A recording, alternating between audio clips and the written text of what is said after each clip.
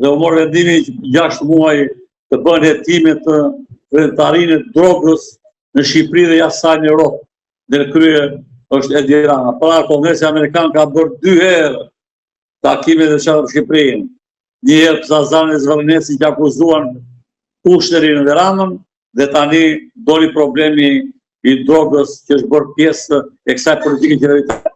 Pra mundet që po e rrethojnë, po thoni kolonel, me hetimet që po hapen, po ka dhe të tjerë që mendojnë që mund shpëtojë si në rastin e Megonigalit. Po të kishim shtet demokratik ligjos si që thashë, dhe vepronin në pushtetet e pavarura, Edi Rama sos do ishe më kryeministër, por do ishe ndjekje penale. Edhe ishme njëherë kjo protest tani ishte drejt të zbutjes, sepse do që kthyer Shqipërisë Zvërneci, Sazani dhe tjera. Shqipëria sot është kolonializuar me emër të investimeve të nga Butrinti në Zvërnec. 130 leje të kundralishme thot Parlamenti Evropian në 43 zona. Raporti fundi Parlamenti Evropian. Ky nuk dëgjon as Parlamenti Evropian, as Bashkimi Evropian, as Shqipërinë, edhe as tjetrin. Si mund të rish kryeministër Bozotëri, kur populli shqiptar të bën të çon para kryeministrisë ka butin e vdekjes, ka gjë më të rëndë, pra populli të urren me shpirt. Si mund të rishin karrikën e kryeministrit të këtij vendi? Njeriu jetë dorëheqjen për gjithë të thjeshtë dhe të vogël. Lere më për problem korrupsioni kaq të rëndë dhe kaq të madh. Kolonel, po çfarë ndodh tani me këtë luftë nervash? Njëra palë nuk jep dorëheqjen, para tjetër vazhdon të jetë në shesh. Para që është në shesh ka misionin e madh për spastrimin e politikës shqiptare dhe ndryshimin e sistemit 32 vjeçare i sot ko pasojë kaq të rënda të vendit bekuar, ku politikat anti-shqiptare detyruan të gjitha popullsisë 2.1 milion të lënë praktikën dheun, ndërsa nga 2.1 milion që janë në Shqipëri, 1.500.000 bënë të bukë dhe krijuan një bandë kriminale në politikë dhe të qeverisë në kuvend që jeton qiell me gjakun tonë. Ku pasuria jonë kombëtare nafta dhe minierat, populli s'merr as e lekë, po merr mafia botërore me qeveri shqiptare. Pra, Edi Rama nuk jetë dorëheqja se dhe ka kusure të nda shumë dhe diku do përfundojë, ndërsa nga ana tjetër Edi Rama nuk e lënë t'ja dorëheqjen në Izraeli, Serbia, Sorosi dhe aty që përshërbyhet. Pra, janë përballë me kontradikt të thellë. Populli i rinia kërkoi shirimin nga kjo bandë kriminale, ndërsa kriminalët kërkojnë të rezistojnë me gjitha rrugët e palikshme për të shpëtuar dënimit i cili duan s'duan të ri. Kolonel, ndërkohë që vazhdon protesta dhe kryeministri do jetë në summit në Turqi, ka bërë xhiro në mediave një takim i tij me një përfaqësues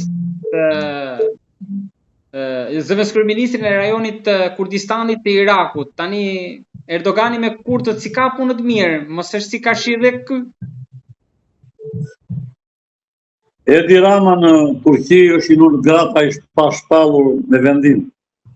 Pastyre se dhe si që dine në ardhonit me Turqinë, ndritën kulmi ku e pritën këta me ceremoninë më të madhe, por kyja në diplomasinë dhe politikën e jashtme është njëri pa asnjë lloj këndshmërie, pa asnjë lloj vizioni dhe ka sjellë pasojë të rënda politikës së jashtme me aleatët tanë. Unë kam, siç e dini, kam qenë shumë vite diplomat në Turqi dhe Turqinë e njoh më mirë se Shqipërinë. Natyrisht Erdogan është një parti islamike fetare, nuk është vija Atatürku, por megjithatë në përkipamjen e sovranitetit dhe mbrojtjes kombëtare ka vlera Turqia. Por duke qenë se Edi Rama braktisi Turqinë dhe u bashkua në një mënyrë çuditshme me Izraelin, e cili ishte në luftë të hapur me Turqinë, problemi në lidhjes mesme, dhe shikoni që marrëdhëniet janë krejtësisht ishte ngrira, do shkojë i ngrirë, do të edhe ngrirë, sepse Erdogani aty ndoshta si vazhdon.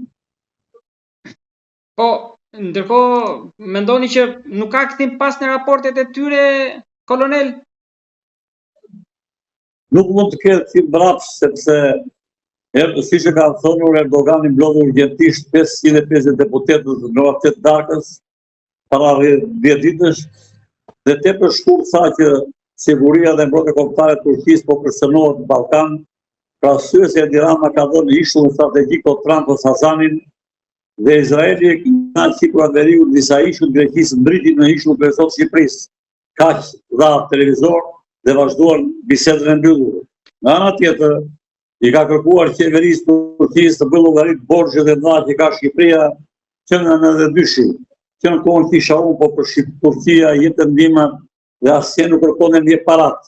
Tani e panë që Edi Rama trapoi Turqinë dhe po bën llogarit e borxheve që mendohet të jenë parafarsisht $1.2 miliard. Kolonel, ndërkohë që sot kishim një lajm që qarkulloi që është shtuar numri palestinezëve që po kërkojnë azil në Shqipëri.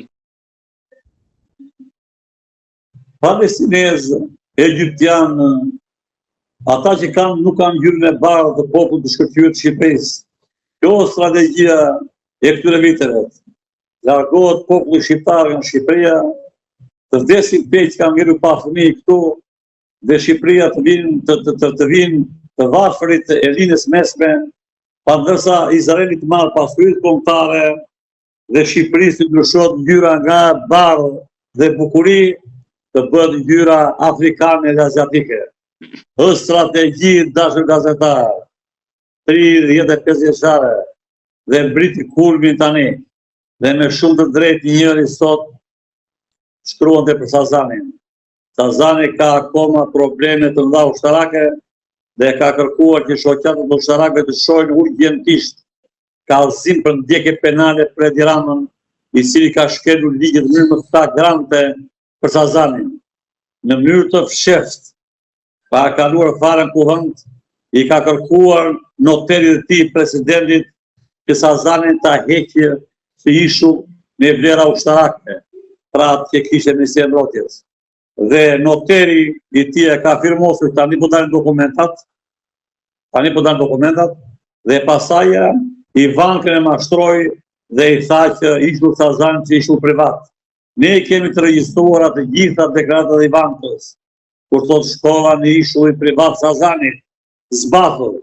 Ne kemi gjithë intervistat nga Kushteri, ne kemi intervistat e arabëve, ne kemi intervistat kontradiktore, çfarë ka thënë Edi Rama në emision e huaj, çfarë thot fare.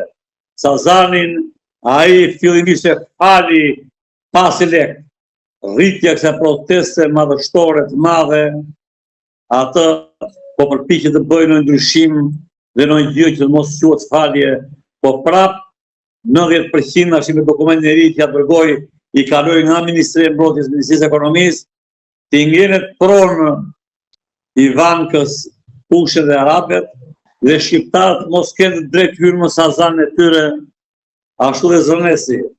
Gjykata kushtetuese po përsëris ka dokumentat mbi tavolinë. Po, gjykatën kushtetuese kush e pengon, kolonel? Mendoni që ka